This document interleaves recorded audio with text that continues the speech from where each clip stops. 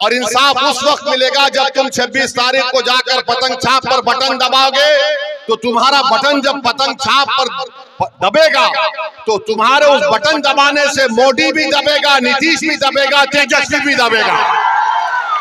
ना चाह रहे हैं तेजस्वी यादव से, नीतीश कुमार से और देश के प्रधानमंत्री नरेंद्र मोदी से कि मोदी जी ये कौन सा इंसाफ है कि आपकी पार्टी भी सत्ता में थी, बिहार में ब्राह्मण की आबादी, हमारे ब्राह्मण भाई बहनों की आबादी 4,78,000 के नहीं 4 लाख, हाँ नहीं 4 लाख आदिल बोले ब्राह्मण लोग, अच्छा 47 लाख है, हम माफ करना वाला सुन पड़े, 47 लाख उनकी आबादी है। उनको हिस्सा मिलना चाहिए था 86,802 और नीतीश कुमार ने, नरेंद्र मोदी ने, तेजस्वी ने, सब ने मिलकर उनको 1,72,000 के करीब नौकरियां दे दी। और हम फिरका परस्त हैं, हम भी टीम हैं। बोलो मोदी जी, बोलो नीतीश, बोलो तेजस्वी, ये कैसे हुआ? 47 लाख की आबादी, उनको हिस्सा मिलना 76,000 नौकरी में और उनको नौकरी मिली 1,72,000 और गाली हमको देते हैं कि हम फिरका परस्त हैं। अच्छा आप आ जाइए, यादवों का है, हाँ 1,86,000 हमारे यादव भाई बहनों की आबादी है, हाँ 1 करोड़ बिल्कुल, और उनको नौकरी मिली 2,92,000, जबकि उनको मिलना चाहिए नहीं, उनको नौकरी मिली 2,89,000। आप बताइए फिर, अब आ जाइए सुरजापुरी, कुल्हैया, शेरशाहवादी। सुरजापुरी की आबादी 24,50,000 है और नौकरी मिलना चाहिए 29,000 और उनको मिला खाली 15,000। हम जिम्मेदार हैं। और फिर आप आ जाइए कुल्हैया बरादरी, 12 लाख उनकी आबादी है, मिलना चाहिए नौकरी 19,000, मिली 6,000। क्या आप यहां से जब उठकर जाएंगे, हमारी बात को सोचिए, हम यहां पर हैदराबाद से आए हैं, आपके लिए आए हैं।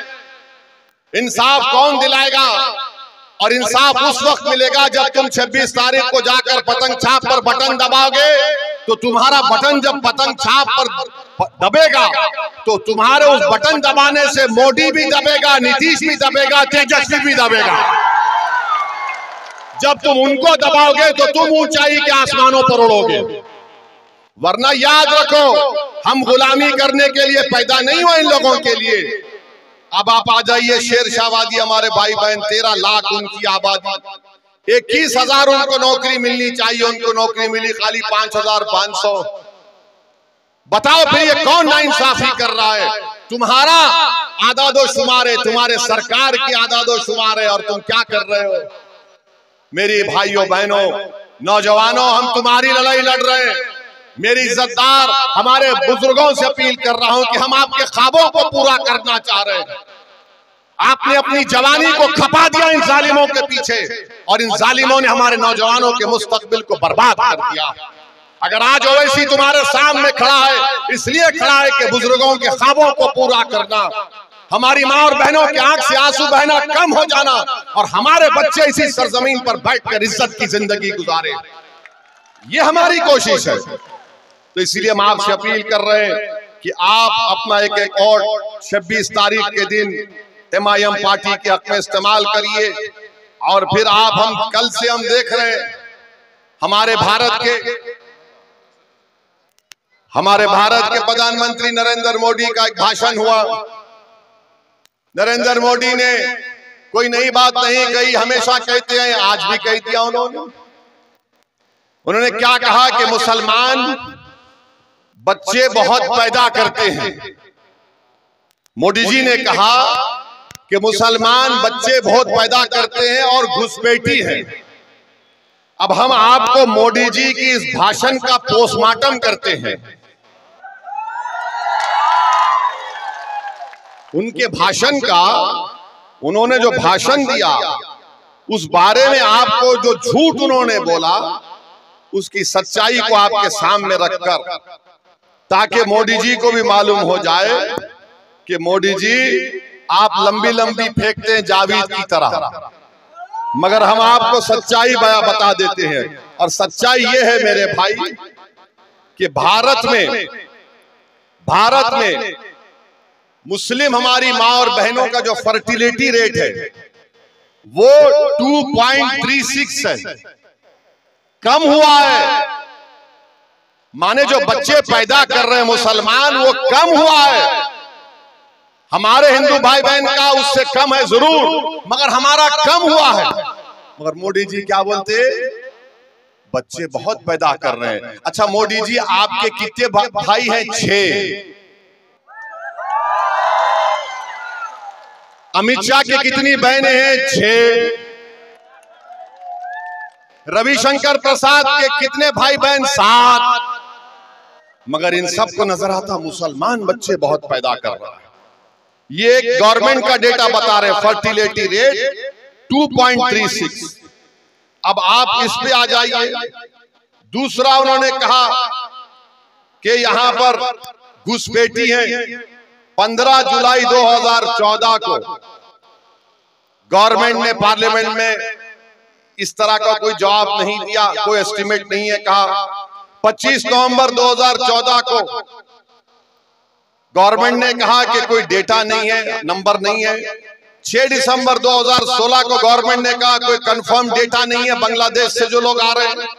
22 दिसंबर 2015 को लोकसभा में गवर्नमेंट ने कहा हमारे पास कुछ रिकॉर्ड नहीं है। 21 मार्च 2017 को मोदी सरकार ने कहा कि डेटा अवेलेबल नहीं है। 11 अप्रैल 2017 को गवर्नमेंट ने कहा कि डेटा नहीं है कि बांग्लादेश से कितने आ रहे। 1 अगस्त 2017 को गवर्नमेंट ने वही जवाब दिया। 20 मार्च 2018 को वही जवाब दिया। 2 जुलाई 2019 को वही जवाब दिया। 3 मार्च 2020 को मोदी सरकार ने वही जवाब दिया कि हमारे पास डेटा नहीं है, नंबर नहीं है। तो मोदी जी आप किस बुनियाद पर घुसपैठी कह दी हमको बताओ। अब मोदी जी का जवाब सुनो आप। अब हम उनको जवाब दे रहे हैं। अगर हमारे दक्षिण भारत के जो प्रदेश हैं, दक्षिण भारत के जो प्रदेश हैं, वहां पर बच्चे भी कम पैदा हो रहे हैं और सबसे ज्यादा भारत सरकार को पैसा पूरे भारत से मिलता है तो मुंबई से और दक्षिण भारत से मिलता है। मोदी जी आप देश को तोड़ने का काम कर रहे हैं, आप देश को कमजोर करने का काम कर रहे हैं। अगर दक्षिण भारत के लोग बोलना शुरू कर दें कि हमारे पास पार्लियामेंट की सीट कम है, हम बच्चे भी कम पैदा कर रहे हैं, पैसे भी ज्यादा दे रहे हैं, तो तुम क्या जवाब दोगे भारत के प्रधानमंत्री? बताओ हमको, बताओ क्या जवाब दोगे आप? मेरे अजीज दोस्तों और बुजुर्गों, ये नरेंद्र मोदी भारत को कमजोर करने का काम कर रहे हैं। और अगर और भी आपको डेटा चाहिए, अच्छा ये बोलते, हाँ एक और बात जो हम आपको बता रहे हैं, मुसलमानों का गरीबी में कितना हमारा तनासुब है, कितने गरीब है मुसलमान, इसके बारे में आपको हम आज बता के जाएंगे। जो मुसलमान गांव में रहता है, जो मुसलमान, मोदी जी सुनो, अगर कान में सुनने की ताकत है तो सुनो देश के प्रधानमंत्री। ए भाई रुक जाइए ना। मुसलमान जो गांव में रहता है, जो वो अपने पैसे खर्चता है खाने पीने के लिए, सबसे कम खर्चने वाला अगर कोई है तो मुसलमान है। सबसे ज्यादा सिख है, जो महाना उसका खर्चा 2106 रुपये, हमारे हिंदू भाइयों का 1170 रुपये और मुसलमान सिर्फ 1133 रुपये खर्चता है। ये मोदी की सरकार का डेटा है। कितना झूठ बोलोगे मोदी जी, तुम कितना झूठ बोलोगे? मगर मोदी जी को किन मुसलमानों से मोहब्बत है मालूम आपको? कौन से मुसलमान से मोहब्बत है मोदी जी को? दुबई जाएंगे, सऊदी अरब जाएंगे, दुबई और सऊदी अरब जाएंगे तो उसको बोलेंगे या हबीबी, या हबीबी। ऐसा मिलेंगे जैसा कि एक भाई से मिल रहे हैं, और हमको ऐसा देखते हैं, हम घुसपैठी है। मोदी जी, उसका नाम अगर मोहम्मद बिन जायद है तो इसका नाम अख्तरुल ईमान है। दुबई के मुसलमान से मोहब्बत, सऊदी के मुसलमान से मोहब्बत, और सीमांचल के बेटे अख्तरुल ईमान से नफरत क्यों मोदी जी बताओ? नफरत इसलिए है क्योंकि वो आपको कमजोर देखना चाहते हैं। और आज मोदी जी के साथ कौन खड़ा है? कौन खड़ा है? नीतीश पलटू जो भी है बोलो। अब मास्टर मुजाहिद है, अगर मास्टर मुजाहिद खुदा ना खास्ता पार्लियामेंट चला जाएगा, यूनिफॉर्म सिविल कोड का बिल आएगा, तो मास्टर मुजाहिद को झक मराकर मोदी के साथ वोट देना पड़ेगा। कल अगर इबादत गाहों को खत्म करने का कानून लाया जाएगा तो मास्टर मुजाहिद को जो मोदी बोलेगा उसके इशारे पर नाचना पड़ेगा। जावेद अगर जाएगा तो बेचारा जावेद तो सन्नाटा रहता है, जावेद है मगर कुछ मालूम ही नहीं, वो खामोश रहते हैं, सन्नाटा रहता है, सोते रहते हैं। कोई उनको फोन कर दे तो उसको बोलते हैं ये फुला फुला, अंग्रेजी में अल्फाज बोल के भगा देते हैं उसको। इसलिए हम आपसे अपील कर रहे हैं कि मुल्क के हालात को देखिए। देश का प्रधानमंत्री हमको ज्यादा बच्चे पैदा करने वाले कह, हाँ अब कल मीडिया वाले बोलेंगे आपको कितने बच्चे? मेरे को माशाल्लाह से 6 बच्चे हैं। अब बोलेंगे ओ इसी मर मोदी को भी 6 भाई है। अमित शाह को भी 6 बहनें हैं, और फिर रविशंकर प्रसाद साहब जो पटना का इलेक्शन लड़ रहे हैं उनको शायद 7 हैं, वो सबसे छोटे हैं। तो ये आप बताइए, एक प्रधानमंत्री के ओहदे पे रहकर कोई इस तरह से भाषण करता है? अरे भाई 17 करोड़ भारत में हिंदुस्तान के मुसलमान रहते हैं। मोदी जी सुन लो, अंग्रेज हमको खत्म करना चाहते थे मगर हमने अंग्रेजों को उखाड़ कर फेंक दिया भारत से। मोदी जी, अंग्रेजों ने काला पानी में डाला हमको, हम काला पानी की मसाइब को बर्दाश्त किए मगर हमने भारत को नहीं छोड़ा। भागलपुर का फसाद हुआ, हमारी लाशों पर गोभियों के खेत बन गए मगर हम भागलपुर में आज भी जिंदा है और कल भी रहेंगे इंशाअल्लाह। मलियाना हुआ, क्या क्या फसाद हुआ। मोदी जी आप मुख्यमंत्री थे, 2002 हुआ, जेनोसाइड हुआ, मगर गुजरात में हम आबाद और शादाब हैं। भारत हमारा है, हमारा रहेगा। मोदी जी हम किराएदार नहीं है, हम किसी के गुलाम नहीं, हम बराबर के शहरी अपना हक हासिल करके रहेंगे इंशाअल्लाह। तो ये लड़ाई आपको लड़ना है मेरे भाई। हम आपसे अपील कर रहे हैं कि 26 तारीख के दिन आप सीमांचल के बेटे और सीमांचल की अजमत के लिए अख्तरुल ईमान को वोट देंगे नहीं देंगे? बताइए हमको, पूरे हाथ उठाकर बताइए कि अख्तरुल ईमान को वोट देंगे।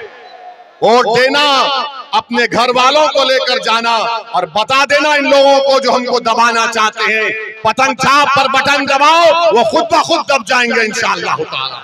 अस्सलाम वालेकुम व रहमतुल्लाहि व बरकातहू।